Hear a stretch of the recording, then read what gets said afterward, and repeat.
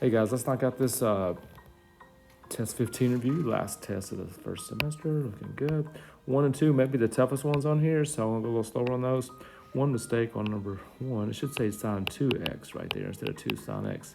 That's a 2, not a square. Okay, so remember your job is to take the left-hand side, make it look like the right. So I'm gonna take the left and square and multiply double square, because it says to square those two things. So there's my square, multiply cosine x times sine x, double it, and then square the sine. So that's only squaring that right there. So one thing I noticed right off is I see a cosine squared plus sine squared. That's always 1. So I got 1 plus cosine x sine x. Then I look at my identity page. I'm looking for 2 cosine sine x to see if it's possible. And sure enough, if you look at where it says double angles on your paper, this says sine 2x is that. So I'm just going to replace that with sine 2x. You know what? Donezo. Number 2, I got to make tangent squared times sine squared equal to tangent squared minus sine squared. That looks like a doozy. So I'm going to go tangent squared. I'm going to replace sine squared with 1 minus cosine squared, because the only reason I'm doing that, well, 2 reasons. One, I know that's what sine squared equals. The second reason is I gotta have this multiplication turn into a subtraction somehow. That's the only way I know how to get a subtraction in there. So if I distribute this tangent squared, I'm gonna do tangent squared times 1, which is tangent squared. I'm gonna do tangent squared times cosine squared, which is tangent squared times cosine squared. Right now, because they both have tangent squareds, I'm going to factor out the tangent squared. That leaves 1 minus cosine squared. I'm not. That's where I started. That's not a good move. That will not help. And sometimes that happens, guys. Sometimes I start to do something like, oops, that's not going to work. I've told you before, I kind of go through these just like you do, just trying to do stuff and make it work. I'm trying to figure out how to get a sine squared here. I like my tangent squared, so let's do this. Let's change the second tangent squared. Remember, if you get stuck, you always just change everything to sines and cosines. So I'm going to change that to sine squared over cosine squared, because I'm not changing this one because I want this tangent squared first. All right, so that's good. So if I do this, what happens is what I hope would happen. The cosine squareds cancel. I just get tangent squared minus sine squared. And there it is. That's a pretty good one right there. You gotta think about that one. All right, number 3. Like I said, 1 and 2 are probably the toughest. Once you get here, it's just a matter of using your sheet here for a while. It says use the product to sum. So if I'm the product to sum or sum to product on your page, and because there's an addition sign right here, I'm looking for sum to product. I'm going to change this sum to a product. This one says sine plus sine. So I'm looking for sine plus sine. It says 2 times sine x plus y. The 8x is the x, the 5x is the y. So I'm going to do 8x plus 5x over 2. That's the first part. That's a terrible looking addition sign. And also cosine x minus y, so 8x minus 5x over 2. And to simplify that as much as you can, the only thing we can really do here is add up the x's. So like that's 13x over 2. Subtract the x's, that's 3x over 2. All we can do in that one. Just simplify it as much as you can, and you're good to go. Number 4 through 8 are the inverses. Again, you look at your circle. Remember cosine, you got to use quadrant 1 and quadrant 2. Everything else is quadrant 1 and quadrant 4. So the first one says, where's cosine squared of 3 over 2? I don't know what to do in here or say. You got to look at your circle and just find the values. That's going to happen at the power 6. Quadrant 1 because it's positive. That's power 3. Remember we talked about if tangent has 1 3, it's power 3. If it's got 2 3s, it's power 6. Cosecant, a little tougher. Instead of doing cosecant, because that's not one we usually know, I'm going to flip it and say, let's do inverse sine. And also do reciprocal of the -2 to make it -1/2. If you look, first of all, it's inverse sine, so I'm using quadrant 4 because it's negative. If I'm looking at quadrant 4, that happens at negative power 6. Number 7 is complete calculator problem. I'm just going to punch it straight in my calculator.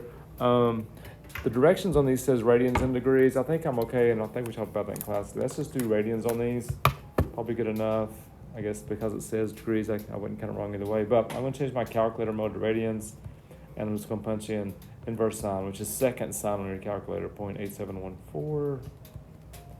Hit enter. Let's go about 4 decimal places, 1.0580, and you got it.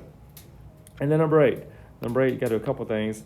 Work inside first. And again, you can use your circle. Oh my gosh, no, you can't. It says cosine 2 power 5.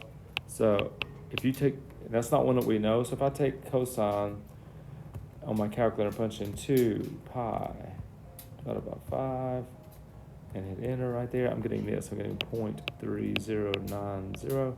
Now it says do inverse cosine of that. If I do second cosine of that answer, I'm getting 1.2566, and I will take that answer right there, but I'm going to tell you something. That is exactly the same thing as 2 pi over 5. You're basically doing the inverse cosine of cosine. I can't say they cancel each other, but you're doing the inverse of a function, so you're going to get the same thing. All right, number 9 through whatever, we're solving equations here. So basically number 9 is just saying where is sine negative 1/2, and I want you to give all the answers between 0 and 2 pi. So everything in your circle where you see y is negative 1/2, which is going to be at 7 pi over 6 and also 11 pi over 6. And it says radians in degrees. If you do both of them, 7 pi over 6 is 210 degrees, and 11 pi over 6 is 330 degrees. So that's all you can do now. There's really no work there. 10, you got to do a little bit of work. Got to get the x or the cosine isolated. So first thing I'm going to do is I'm going to divide by 4. One trick to this one, I'm taking the square root of both sides to get the square root of cosine squared. When I do that, I got to put a plus or minus over here, and I get square root of 1 is 1, square root of 4 is 2. So that's what I really did, square root of both sides. Now, this says cosine is plus or minus 1/2, which means all of them on the whole unit circle, everywhere you see x is a half. And that happens at every single pi over 3. Pi over 3, 2 pi over 3, 4 pi over 3, and 5 pi over 3. If you did degrees, you can just put the degrees with them. There's all the 60s, 60 degrees, 120 degrees, 240 degrees, and 300 degrees. Right. Number 11, you got the factor. May not be a bad idea to put an x in there where all the signs are to make it easy to factor. So it might be like 2x squared plus x, move the 1 over, and let's factor it like that, which is slide, divide, slide. So I'm sliding the 2. Factor it. Factors of 2 that give me 1 or x plus 2, x minus 1. But don't forget, that's the slide part. Don't forget the divide. 2 divided by 2 is 1. So an x plus 1. And this is going to be, let's just leave it x minus 1/2. That's completely fine. So that means either sine x, I'm putting the sign back in, equals negative 1, or sine x equals positive 1/2. That comes from right there.